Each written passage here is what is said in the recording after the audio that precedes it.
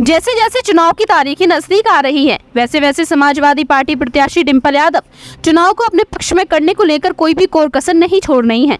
यहां तक कि वे नुक्कड़ सभा के माध्यम से अपने समर्थकों के साथ मतदाताओं को अपने हित में मतदान करने की अपील करती हुई नजर आ रही हैं।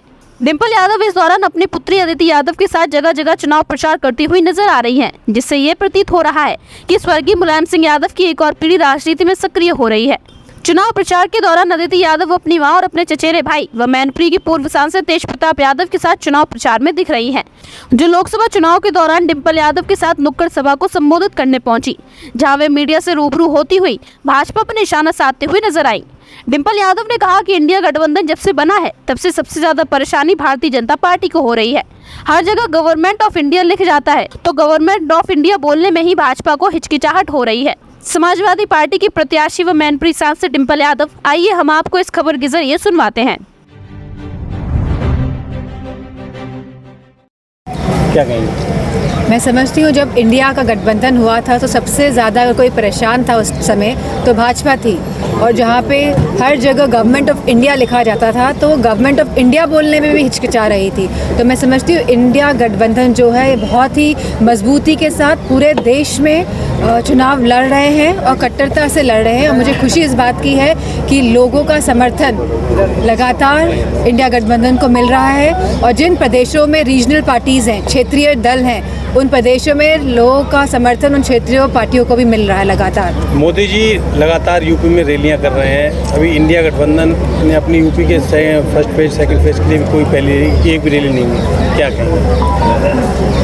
हिंदुज़्म में बहुत बड़ी कहावत है कि प्राण जाए मगर वचन ना जाए, और जहाँ भाजपा की सरकार आई थी और उन्होंने कहा था कि सबसे पहले 14 लाख रुपए लोगों के अकाउंट में पहुंचेंगे, बात यहाँ से शुरू करते हैं। उसके बाद कहा था कि 2 करोड़ लोगों की नौकरियां लगेंगी युवाओं की हर प्रति वर्ष। उसके बाद कहा था कि गैस सिलेंडर जो है बहुत सस्ते और मुफ्त मिलेंगे। उसके बाद कहा था कि पेट्रोल डीजल के दाम कम कर दिए जाएंगे। तो इस तरह की बहुत सारी बातें कही गई, जहाँ कहा गया था कि जो बिजली की व्यवस्था में सुधार लाया जाएगा, जहाँ कहा गया था कि आवारा पशुओं की जो परेशानियां हैं जिससे हमारा किसान त्रस्त है आज, उसमें भी सुधार किया जाएगा, उन परेशानियों को हटाया जाएगा। तो कहीं ना कहीं यह सरकार जो जो बातें कहती आई है उन सभी में विफल रही है, और मुझे पूरा भरोसा है कि लोगों का साथ, समर्थन और प्यार समाजवादी पार्टी के साथ है। मोदी जी फॉरेन कंट्री से कई वॉलंटियर बुला रहे हैं इलेक्शन में, लोकसभा चुनाव वोटिंग के लिए। ये उनका वॉलंटियर फॉर विदेश से वॉलंटियर बुला रहे, इंडियन वॉलंटियर भारतीयों को बुलाया जा रहा है इंडिया में, ताकि बीजेपी का प्रचार हो सके। ये नहीं तो ये तो अच्छी बात है कि वो बुला रहे हैं, आना भी चाहिए। तो मैं, क्योंकि आपने बात उठाई है, तो मैं मैनपुरी क्षेत्र के सभी लोगों को कहूँगी जो भी बाहर है वो वापस आए और बढ़ चढ़ के इस चुनाव में हिस्सा ले और वोट करें। मैडम, पहली बार थोड़ी हो रहा है कि वॉलंटियर इस बार बुलाए गए, उससे पहले बुलाए सकते, इस बार ही क्यों बुलाया जा रहा है? खलबली मची हुई है शासन को कि कहीं ना कहीं लोगों के जनाधार में उनको घटता हुआ दिखाई दे रहा है, क्योंकि लोग खुश नहीं हैं, क्योंकि लोग समझ रहे हैं कि इनकी करनी और कथनी में बहुत फ़र्क है, और इनकी जो नीतियां हैं वो लोगों को कहीं ना कहीं पिछाड़ रही हैं। मैडम, मैनपुरी में विरासत के तौर पे लोकसभा सीट जो है वो आपकी जिम्मेदारी है, और आप यहाँ पे प्रत्याशी भी समाजवादी पार्टी की साइड से।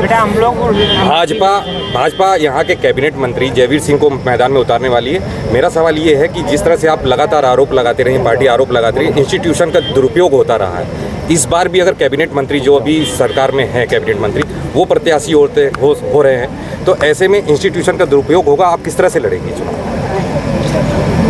पार्टी पूरी मजबूती के साथ लड़ेगी, क्योंकि इंस्टीट्यूशन का दुरुपयोग कन्नौज में भी किया गया था, मैनपुरी में पिछले चुनाव में किया गया था, और हमारे जितने भी समर्थक हैं, पार्टी के जितने भी नेता हैं और जितने भी हमारे लोग हैं, उन्होंने मजबूती के साथ और बहुत चालाकी से इस शासन के जो प्रभाव है और जो शासन का जो ये सख्त रुख है उसका सामना किया था, और आप देखेंगे कि इस बार का भी जो रिजल्ट रहेगा वो पिछली बार से भी अच्छा रहेगा। अगर जयवीर सिंह प्रत्याशी होते तो मैं समझती हूँ इससे अच्छी कोई बात ही नहीं हो सकती है। सांसद जी, मैनपुरी जो वोटर्स है वो नंबर 1 पे यादव वोटर्स आता है। बीजेपी मोहन यादव को यहाँ चुनाव प्रचार में भेज रही है लोकसभा चुनाव को लेकर, कैसे देखते हैं? मैनपुरी जो पूरा क्षेत्र है ये समाजवादी विचारधारा की भूमि रही है, और मैं समझती हूँ जो विचारधारा यहाँ से निकली वो पूरे प्रदेश में गई, जिसकी वजह से लोगों में समानता आई, संपन्नता आई और लोगों ने भाजपा पर विश्वास करके उन्हें सरकार में चुना।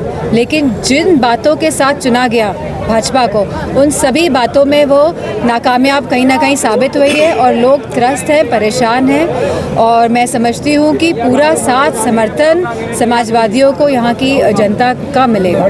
चलिए ठीक है। Thank you.